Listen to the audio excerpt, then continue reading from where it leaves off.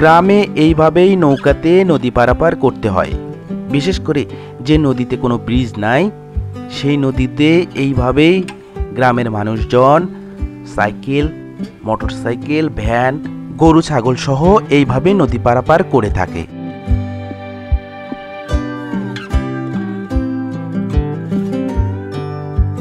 বিশেষ করে নদীর ধারে যে গ্রামগুলো থাকে, সকাল হলে বিভিন্ন প্রয়োজনের তাগিদে নদীর এপার থেকে ওপারে যেতে হয়।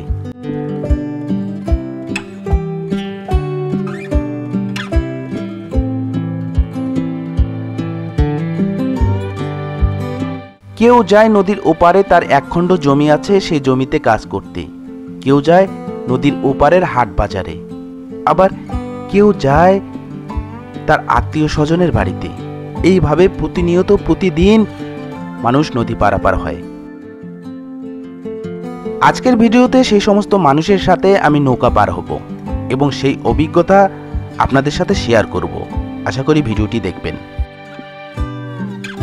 প্রিয় দর্শক মণ্ডলী, দেখতে পাচ্ছেন নৌকা চড়ে মানুষ নদী পার হচ্ছে। আজকে আপনাদের সাথে এই নদী পার হওয়ার অভিজ্ঞতা শেয়ার করব। আসুন। নদীর ওপারে যাওয়ার জন্য বেশ কিছু মানুষ ইতিমধ্যে নৌকাতে উঠেছে। আমি তাদের সাথে উঠলাম এবং নৌকার যে মাঝি আছে তাকে এখন এই নদী পারাপারের জন্য ভাড়া দিতে হবে।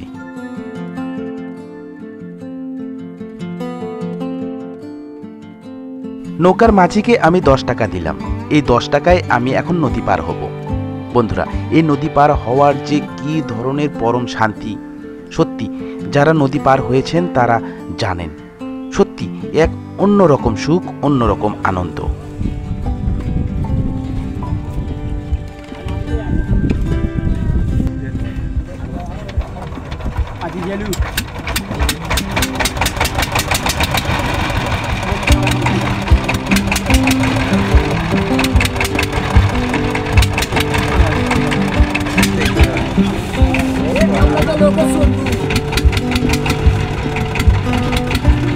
এই নৌকাগুলো বেশিরভাগ স্যালো মেশিন চালিত।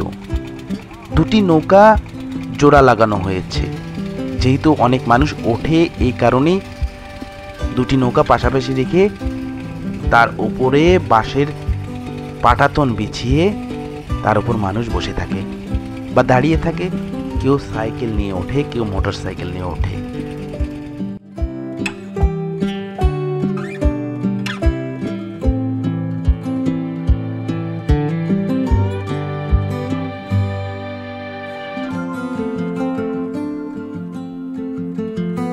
এইভাবে নৌকা নদীর ওপারে নির্দিষ্ট গন্তব্যে যেতে থাকে।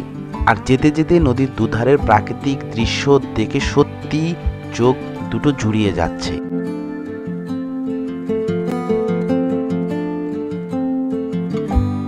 প্রিয় বন্ধুরা আমার, আমি গ্রামের অন্যান্য মানুষের সাথে এই নৌকাতে এই নদী পার হয়ে যাচ্ছি। আর আমি যাচ্ছি রংপুর থেকে দিনাজপুরের দিকে। আর যে নদীটি পার হচ্ছি, এই নদীর নাম হচ্ছে করতোয়া নদী। অর্থাৎ এই করতোয়া নদীর দুই ধারে রংপুর এবং দিনাজপুর।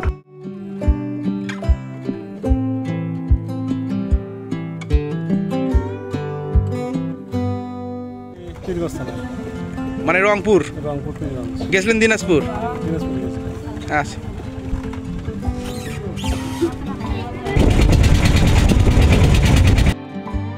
আমি প্রায় ঘাটের কাছাকাছি এসেছি। দেখতেই পাচ্ছেন ওই যে দূরে ঘাট দেখা যাচ্ছে। দর্শক মণ্ডলী, ঘাটে এসে নেমে যাব। আবার ওই ঘাটে কিছু মানুষ এসে আবার এই নৌকায় চড়বে, নদী পার হয়ে অপর ঘাটে চলে যাবে। এইভাবেই প্রতিনিয়ত মানুষ পারাপার হয়।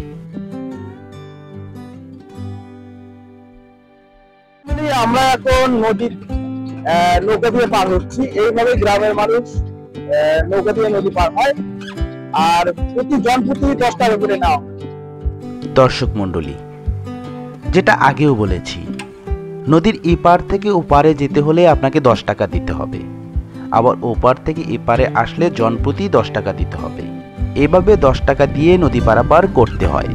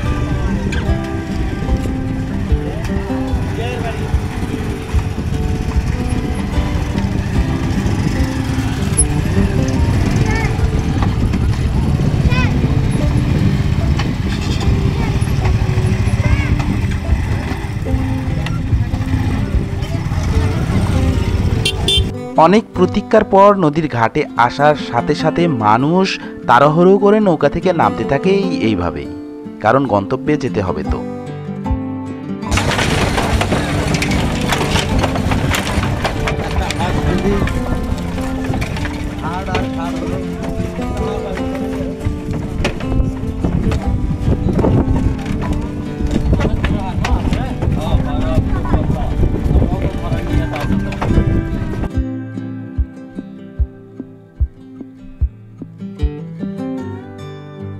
নৌকা থেকে নামার পর যার যে কাজ সেরে আবার এই নৌকাতেই বাড়ি ফিরবে সবাই।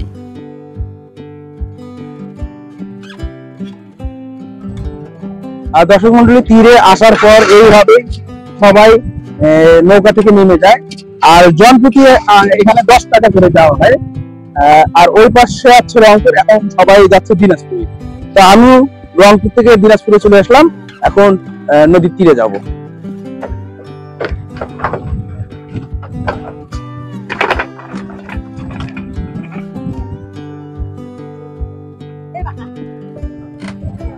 বন্ধুরা দেখতে পাচ্ছেন যে আবার দিনাজপুর থেকে মানুষ আসছে নৌকায়, আবার রংপুরে যাবে। এইভাবেই করতোয়া নদী 2 জেলার মাঝখান দিয়ে গেছে।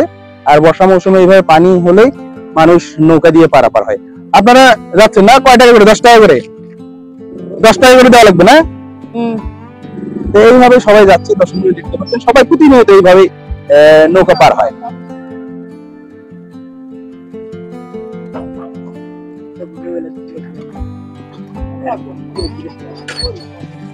হ্যাঁ স্যার, আগে মোটরসাইকেল বসে যাও।